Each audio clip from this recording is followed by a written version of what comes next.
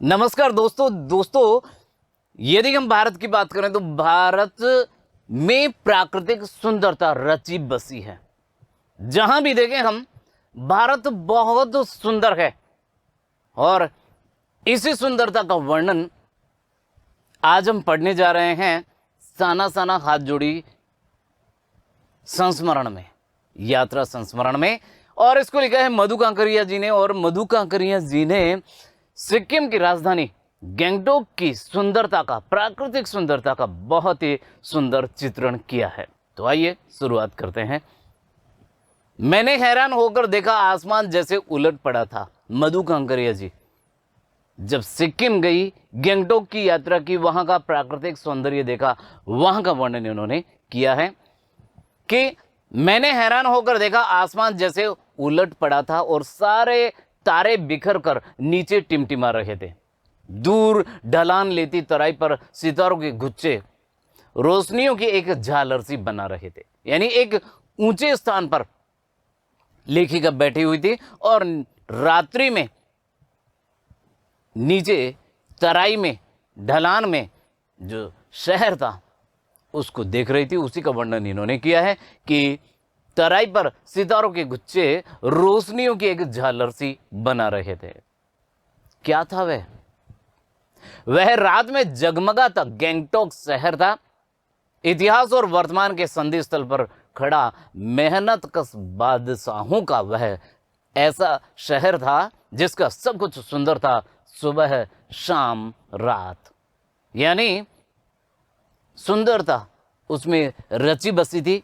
वह उसकी सुबह भी सुंदर होती थी, दोपहर भी और शाम भी।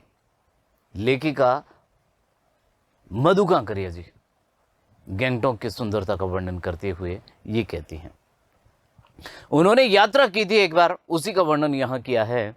और वह रहस्यमय सितारों भरी रात मुझ में सम्मोहन जगा रही थी, कुछ इस कदर कि उन जादू भरे क्षणों में मेरा सब कुछ स्थगित था, अर्थहीन था, मेरी चेतना, मेरा आसपास।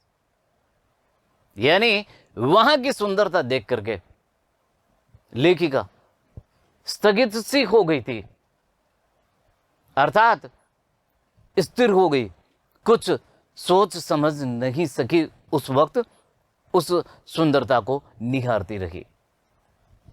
मेरे भीतर बाहर सिर्फ शून्य था और थी अतीन्द्रियता। अतीन्द्रियता अर्थात इंद्रियों से परे की जो बात होती है अतीन्द्रियता कहलाती है। तो अतीन्द्रियता में डूबी रोशनी की वह जादुई झालर धीरे धीरे एक उजास उस शून्य से फूटने लगा। उजास, उजाला, प्रकाश। एक प्रार्थना होठों को छूने लगी थी। किस प्रार्थना की बात यहां वो कर रही है? साना साना हाथ जोड़ी गर्दो प्रार्थना, हामरो जीवन तिमरो कोसेली। क्या अर्थ है इसका? छोटे छोटे हाथ जोड़कर प्रार्थना कर रही हूं कि मेरा सारा जीवन अच्छाइयों को समर्पित हो। आज सुबह की प्रार्थना के ये बोल मैंने एक नेपाली युवती से सीखे थे। लेखिका ने ये प्रार्थना के बोल एक नेपाली युवती से सीखे थे, उसी को उन्होंने दोहराया है। और इसी प्रार्थना के जो बोल हैं, पंक्तियां हैं, इस पाठ का शीर्षक भी है साना साना हाथ जोड़ी। आगे वर्णन करती हैं कि सुबह हमें युमथांग के लिए निकल पड़ना था, पर आंख खुलते ही मैं बालकनी की तरफ भागी। क्यों? लिखा उन्होंने कि यहां के लोगों ने बताया था कि यदि मौसम साफ हो तो बालकनी से भी कंचनजंगा दिखाई देती है। यहां ऊंची चोटी जो कंचनजंगा है उसकी बात की जा रही है। हिमालय की तीसरी सबसे चोटी कंचनजंगा।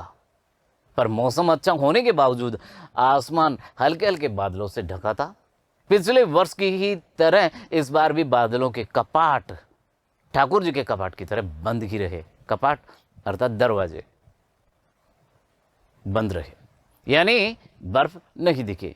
कंचनजंगा न दिखनी थी, न दिखी, पर सामने की रकम रकम के रंग बिरंगे फूल, इतने सारे फूल दिखाई पड़े कि लगा फूलों के बाग में आ गई हूं। यानी रकम रकम, भिन्न भिन्न प्रकार के डिफरेंट डिफरेंट स्टाइल के तरीके के फूल उनको देखने को मिले और उन फूलों को देखकर उन्हें लगा कि मैं किसी फूलों के बाग में आ गई हूं। बहरहाल गैंगटॉक से 149 किलोमीटर की दूरी पर था युमथांग। युमथांग यानी घाटियां। सारे रास्ते हिमालय के गहनतम घाटियां और फूलों से लदी वादियां मिलेंगी आपको। ड्राइवर कम गाइड जितेन नॉर्गे मुझे बता रहा था, यानी इनके साथ ड्राइवर था जो गाइड भी था, यानी वहां की स्थिति का, वहां के हालात का, वहां के प्राकृतिक सौंदर्य का पूरा वर्णन करता हुआ, पूरी जानकारी देता हुआ नॉर्गे उनको बता रहा था। क्या यहां बर्फ मिलेगी? मैं बचकाने उत्साह से पूछने लगती हूं। उसने कहा चलिए। तो इस प्रकार जगह जगह गजराए पाइन और दूपे के खूबसूरत नुकीले पेड़ों का जायजा लेते हुए हम पहाड़ी रास्तों पर आगे बढ़ने लगे कि एक जगह दिखाई दी। क्या था उस जगह? एक कतार में लगी सफेद सफेद बौद्ध पताकाएं, ध्वज, झंडे, सफेद रंग की थी वो और एक कतार में लगी हुई थी। किसी ध्वज की तरह लहराती शांति और अहिंसा की प्रतीकीय पताकाएं जिन पर मंत्र लिखे हुए थे। नॉर्गे ने बताया यहां बुद्ध की बड़ी मान्यता है। जब किसी बुद्धिस्ट की मृत्यु होती है, उसकी आत्मा की शांति के लिए शहर से दूर किसी भी पवित्र स्थान पर 108 श्वेत पताकाएं फहरा दी जाती है। यानी किसी बुद्धिस्ट की मृत्यु होती है, उस समय 108 सफेद ध्वज, सफेद झंडे वहां लगाए जाते हैं। नहीं, इन्हें उतारा नहीं जाता है, ये धीरे धीरे अपने आप की नष्ट हो जाती है, इनको उतारा नहीं जाता है। कई बार किसी नए कार्य की शुरुआत में भी ये पताकाएं लगा दी जाती हैं।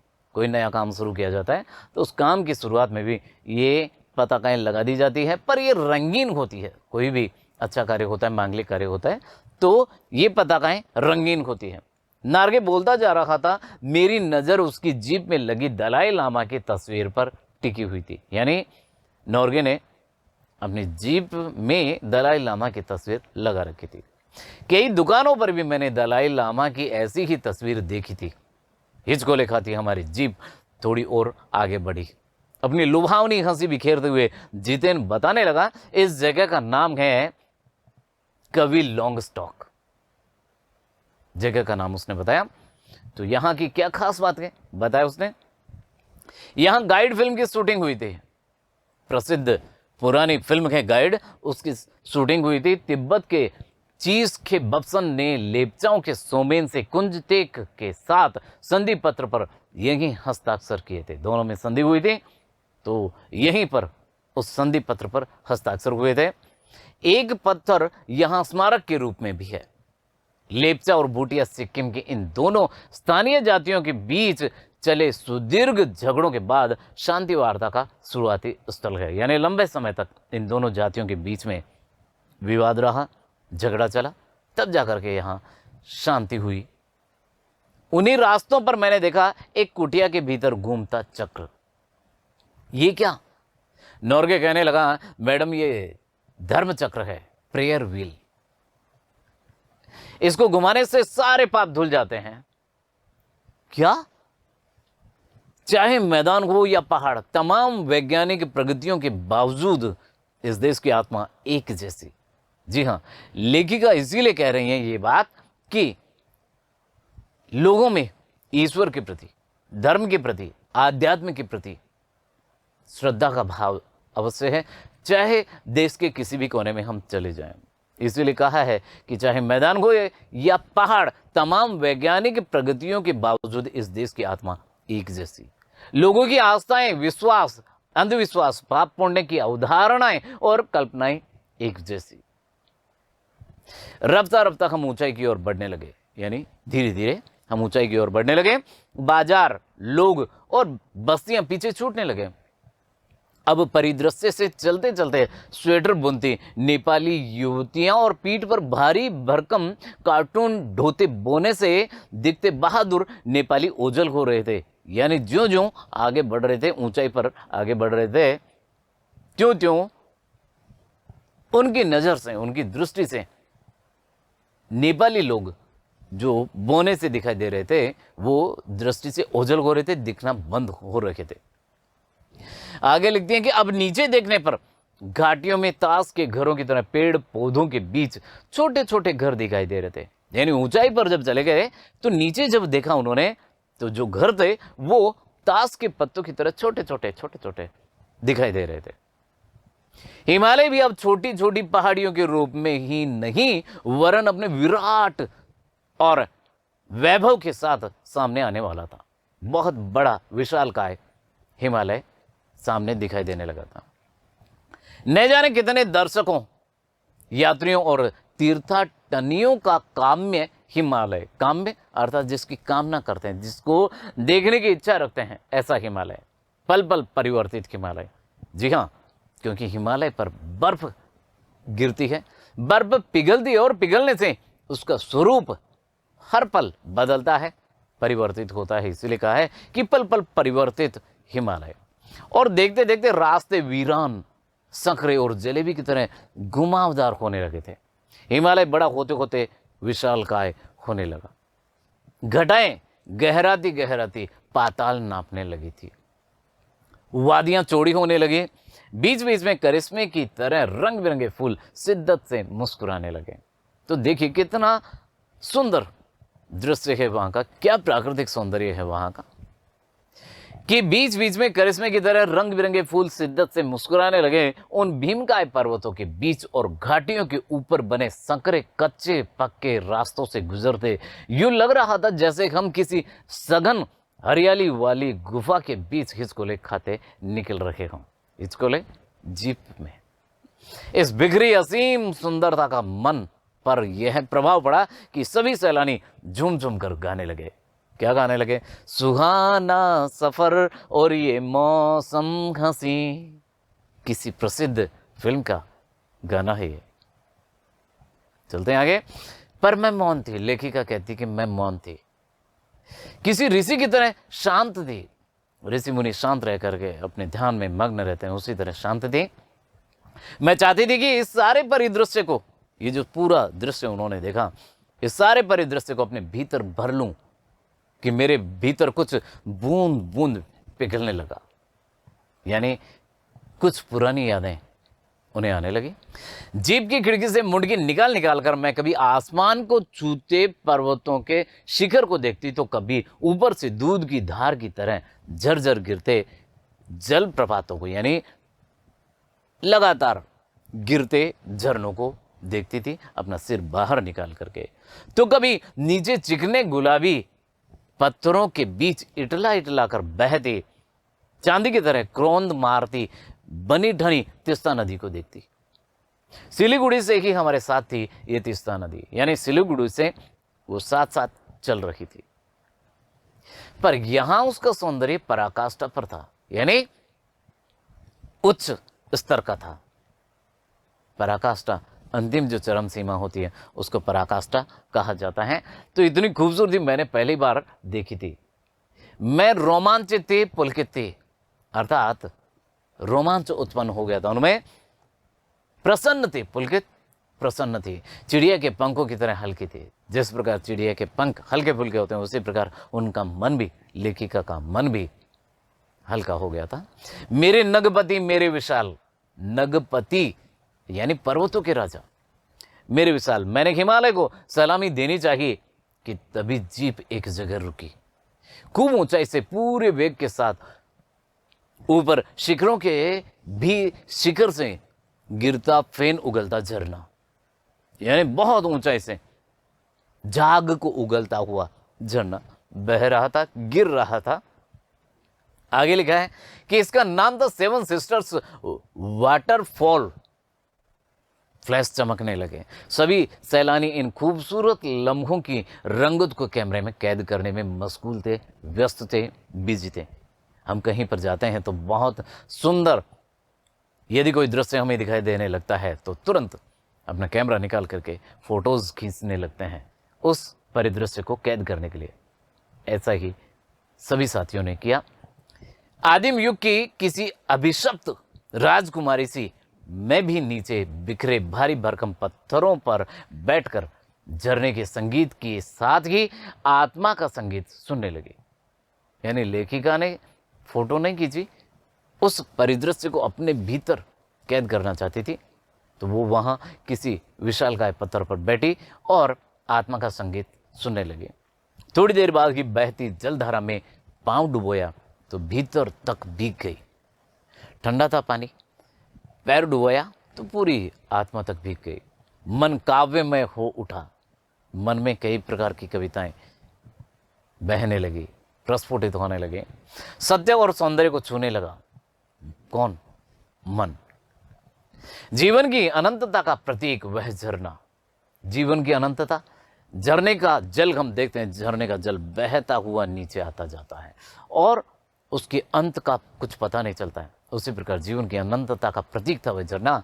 उन अद्भुत अनूठे क्षणों में मुझ में जीवन की शक्ति का एहसास हो रहा था। इस कदर प्रतीत हुआ कि जैसे मैं स्वयं भी देश और काल की सरहदों से दूर बहती धारा बनकर बहने लगी हूं। यानी लेखिका मधु कांकरिया जी उस प्राकृतिक दृश्य को देखकर मंत्रमुग्ध हो गई, उसी में डूब गई। आगे लिखती हैं कि भीतर की सारी तामसिकताएं बुरी इच्छाएं, भीतर की सारी तामसिकताएं और दुष्ट वासनाएं इस निर्मल धारा में बह गई। मन हुआ कि अनंत समय तक ऐसे ही बहती रहूं, सुनती रहूं इस झरने की पुकार को। लेखिका आगे कहती हैं कि जितेन मुझे ठेलने लगा, आगे इससे भी सुंदर नज़ारे मिलेंगे, यानी इससे भी सुंदर दृश्य आपको देखने के लिए मिलेंगे। अनमनी सी मैं उठी, थोड़ी देर बाद ही फिर वही नज़ारे।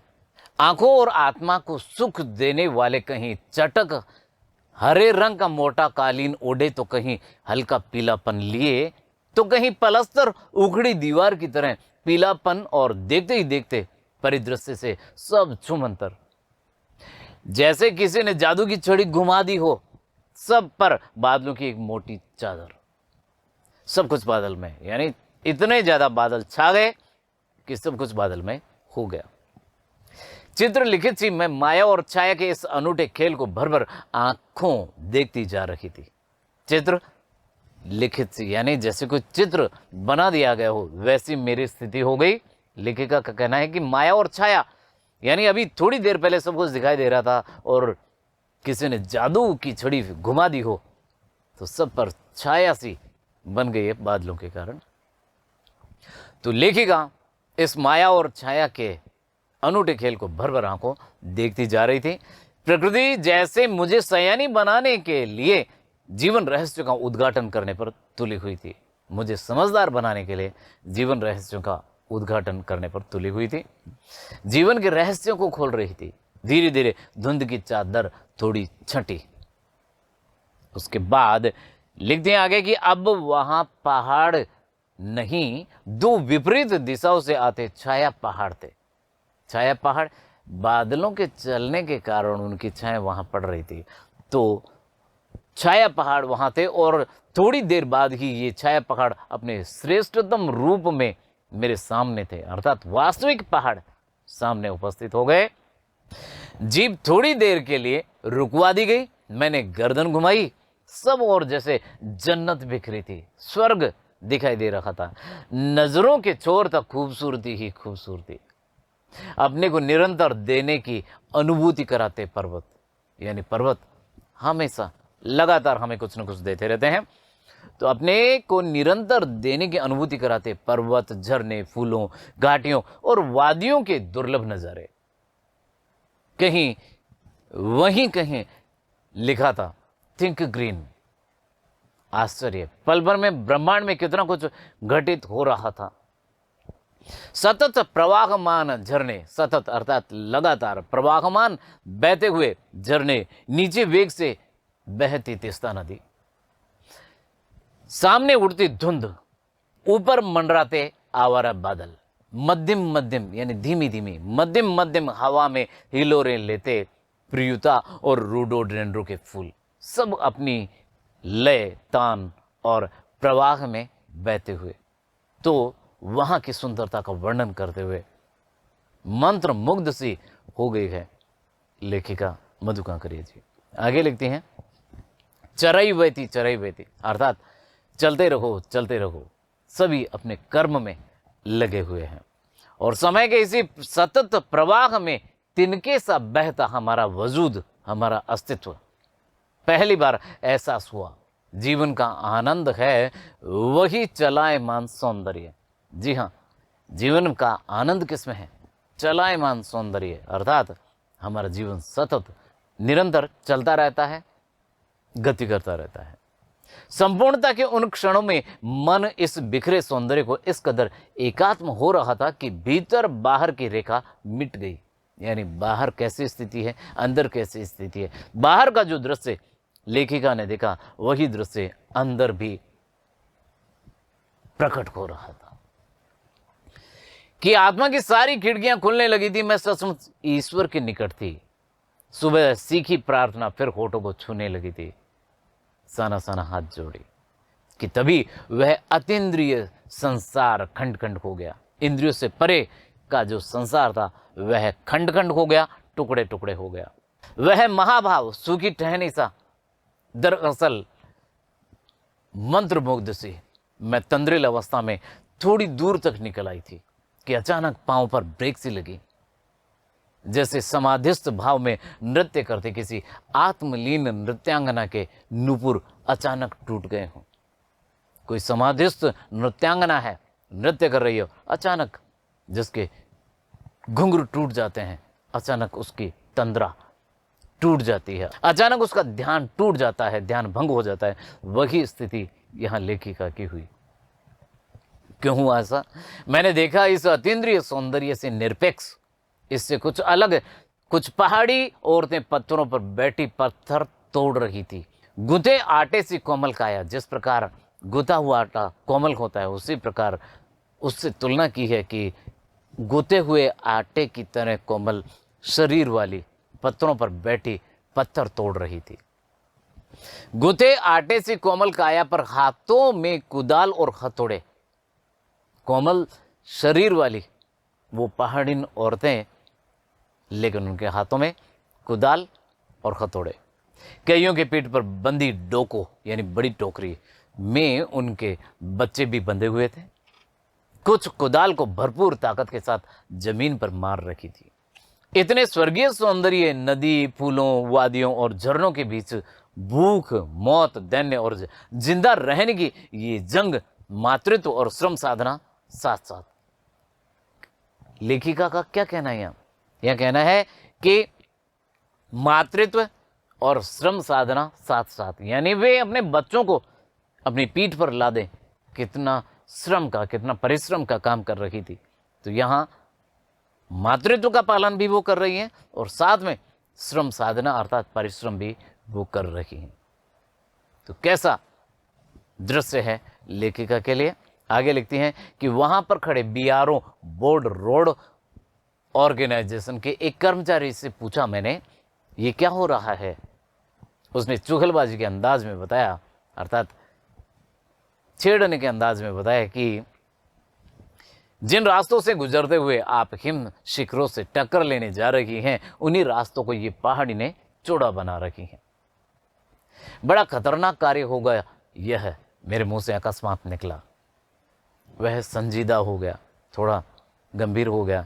कहने लगा, पिछले महीने तो एक की जान भी चली गई थी। बड़ा दुस्साध्य कार्य है पहाड़ों पर रास्ता बनाना। दुस्साध्य अर्थात बड़ा मुश्किल कार्य है पहाड़ों पर रास्ता बनाना। पहले डायनामाइट से चट्टानों को उड़ा दिया जाता है, फिर बड़े बड़े पत्थरों को तोड़ मोड़ कर एक आकार के छोटे छोटे पत्थरों में बदला जाता है। फिर बड़े से जाले में उन्हें लंबी पट्टी की तरह बिठाकर कटे रास्तों पर बाड़े की तरह लगाया जाता है। जरा सी चूक और सीधा पाताल प्रवेश, अर्थात थोड़ा सा भी ध्यान भंग हो जाए, नजर छूट जाए, नजर चूक जाए तो सीधा पाताल में अर्थात नीचे खाई में गिर जाए। तभी मुझे ध्यान आया, इन्हीं रास्तों पर एक जगह सिक्किम सरकार का बोर्ड लगा था।